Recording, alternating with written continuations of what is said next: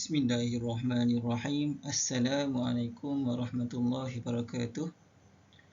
Alhamdulillah, pada hari ini saya akan membentangkan tugasan yang kedua untuk subjek PIMK 3263, pengajian kurikulum dan pentaksiran pendidikan Islam sekolah rendah.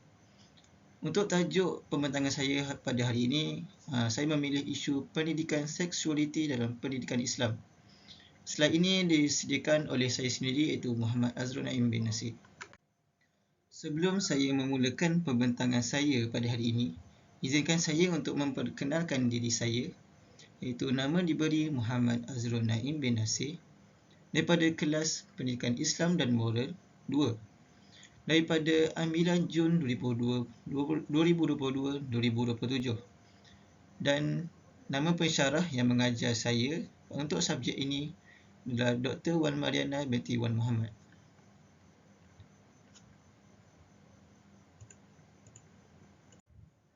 Awal sekali, saya ingin mendedahkan kepada anda semua tentang statistik yang diberikan daripada kajian Malaysian Against Pornography MAP pada tahun 2018.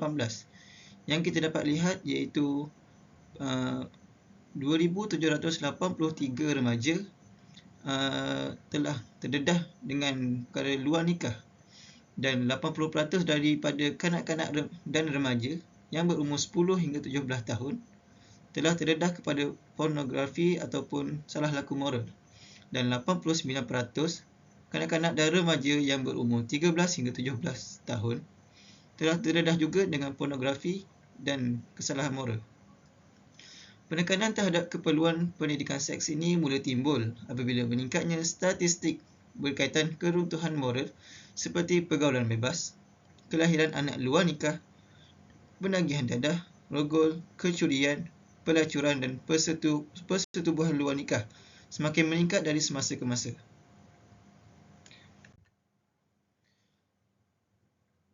Kenapa perkara ini terjadi?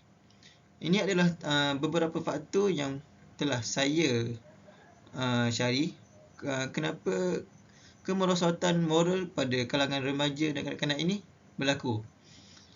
Faktor yang pertama adalah daripada faktor tanggungjawab ibu bapa itu sendiri. Kita dapat tahu bahawa kanak-kanak dan remaja pada awalnya guru mereka sendiri adalah ibu bapa mereka.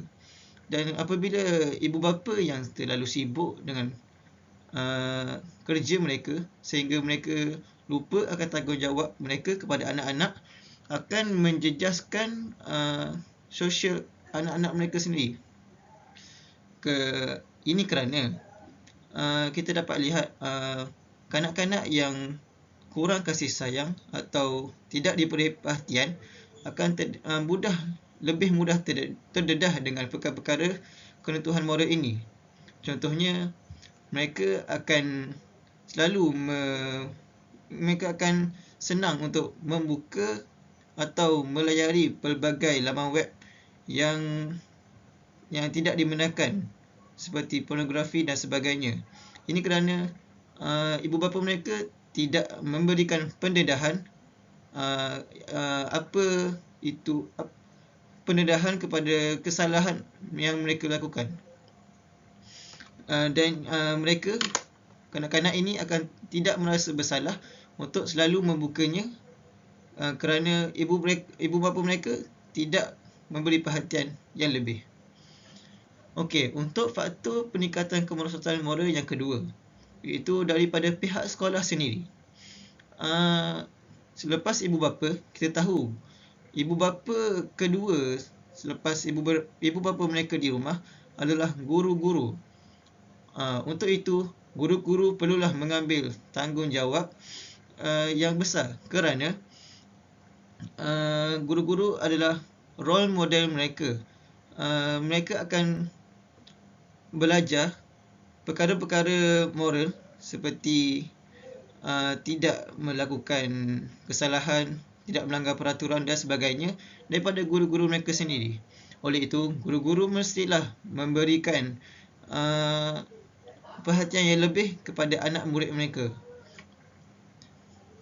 Dan yang ketiga yang saya dapat cari iaitu faktor peningkatan kemerosatan moral adalah daripada masyarakat setempat sendiri.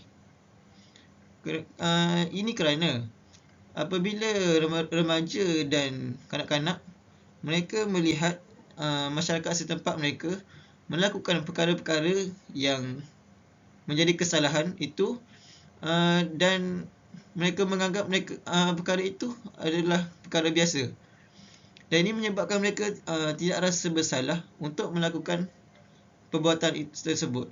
Contohnya seperti merempit, pergaulan bebas, dan sebagainya.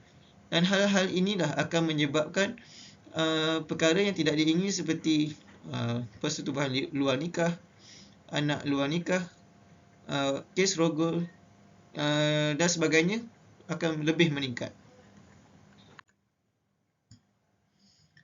Okey, seterusnya saya ingin menjelaskan kepada anda semua berkaitan apa itu pendidikan seks dalam Islam. Adakah pendidikan seks ini ada dalam Islam?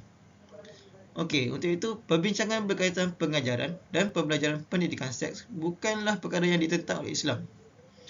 Ini kerana pendidikan seks dalam Islam termasuk dalam perkara yang dituntut dalam agama dalam mendidik anak-anak. Pelaksanaan pendidikan seks dalam Islam melakoni beberapa peringkat. Kita dapat tahu dalam Islam mengajar pendidikan seks ini ada beberapa peringkat. Peringkat-peringkat ini adalah seperti berikut. Yang pertama, peringkat pendidikan dalam Islam adalah tahap tamyiz, iaitu kita lebih mengenali sebagai tahap mumayyiz, iaitu kanak-kanak yang berumur 7 hingga 10 tahun. Ketika kanak-kanak pada umur ini, mereka diajar mengenali identiti dan nilai diri yang berkait rapat dengan organ biologi dan perbezaan antara lelaki dan perempuan. Konsep bersuci juga diajar, itu amalan sebelum dan selepas membuang air besar. Okey, itu adalah tahap pertama. Tahap kedua adalah tahap murahaqah. Tahap ini bermula daripada umur 10 hingga 14 tahun.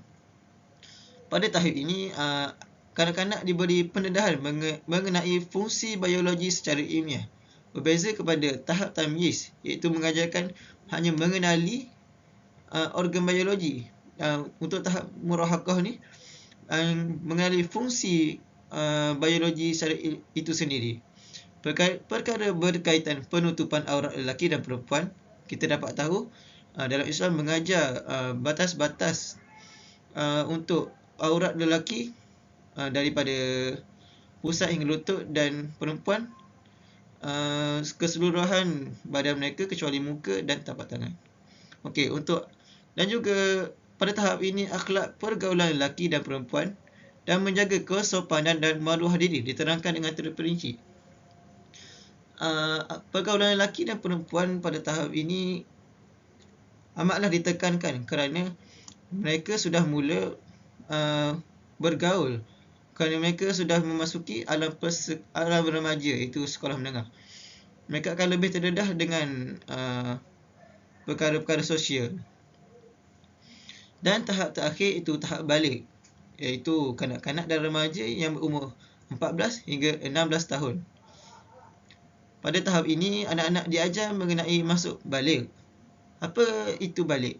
Balik ni apabila mereka sudah mencapai tahap kematangan. Untuk lelaki dan perempuan yang berbeza lah. Untuk lelaki berbeza, perempuan pun berbeza.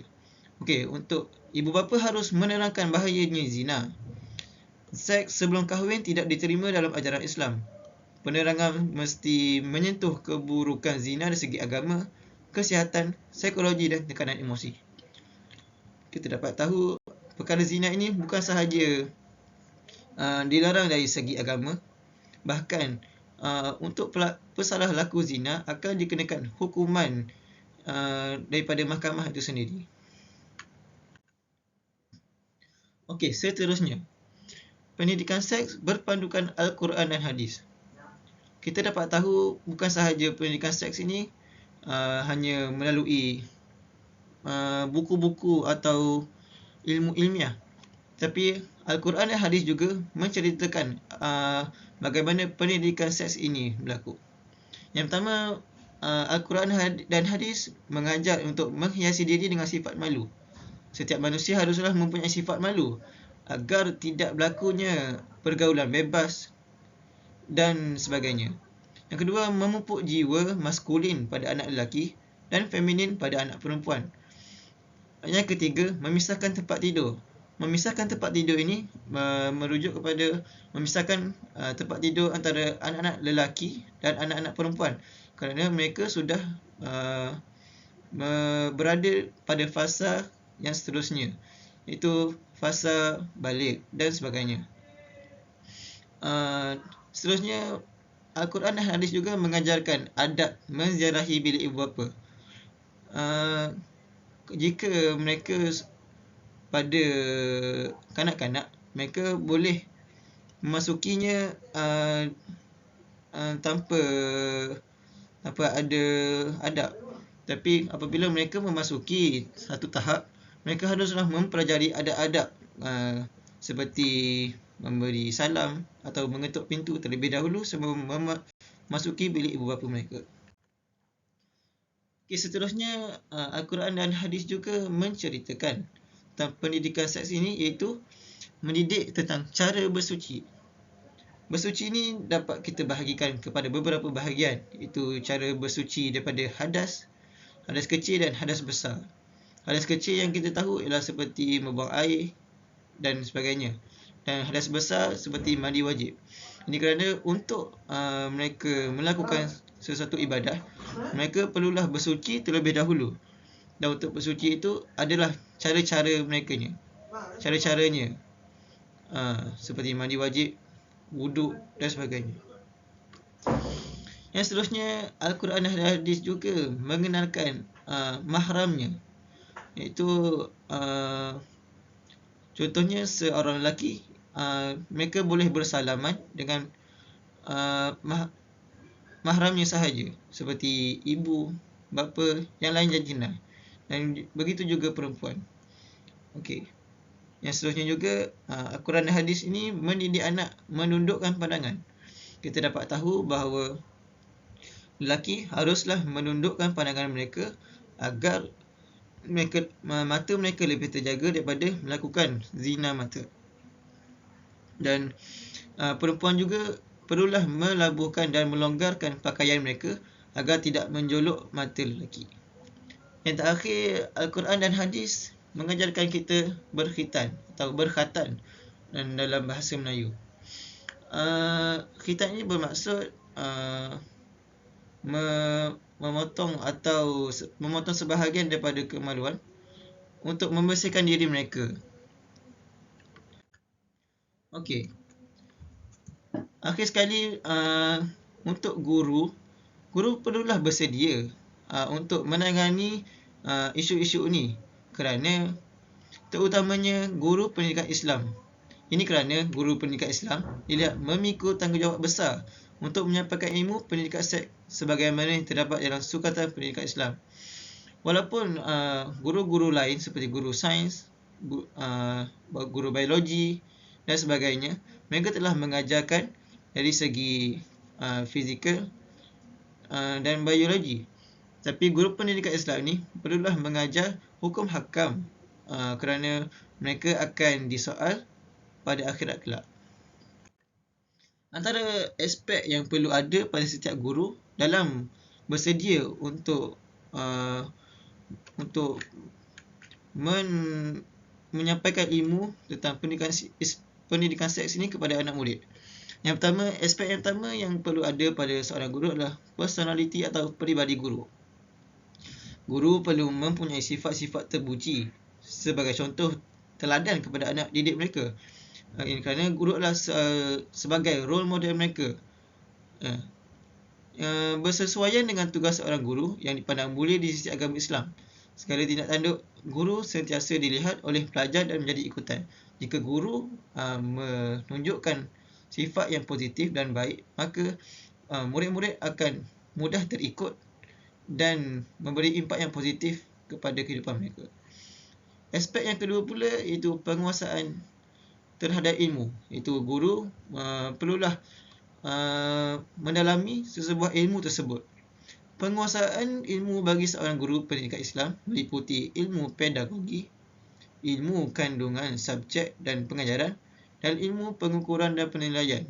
Mana taknya, kerana guru sebelum mereka mengajar kepada anak murid mereka, guru perlulah selidik dan belajar terlebih dahulu bab-bab tertentu yang mereka ingin ajar. Okey, untuk aspek yang ketiga, aspek kemahiran. Guru perlulah mahir dan mampu mewujudkan pengajaran dan pembelajaran yang berkesan dan menarik. Ini kerana kemahiran yang paling utama perlu ada bagi guru pendidikan Islam ialah kemahiran berkomunikasi. Ini kerana cara yang terbaik untuk menyampaikan ilmu adalah dengan berkomunikasi dengan pelajar. Okey, aspek yang terakhir yang perlu ada pada setiap guru adalah aspek motivasi. Guru-guru perlulah bermotivasi dan mempunyai semangat yang tinggi untuk mencapai kepuasan dalam diri mereka ketika menjalankan tugas sebagai seorang guru. Jika mereka kurang bermotivasi atau kurang semangat, maka ilmu yang ingin disampaikan oleh guru kepada anak murid itu mungkin tidak sampai dan kurang difahami oleh anak murid. Okey, itu sahaja daripada pembentangan saya pada hari ini. Ini adalah antara rujukan yang telah saya guna, iaitu daripada Sharifah Nur Syahidah Syed Mukhtar dan Nur Al-Farhain Al-Kamaruzamani. Itu daripada jurnal mereka, iaitu Pendidikan Seks dari Perspektif Maqasid Syariah. Dan rujukan yang kedua saya guna ialah daripada Siti Suhailah Ihwani dalam jurnalnya yang bertajuk Pengajaran Elemen Pendidikan Seks dalam Pendidikan Islam.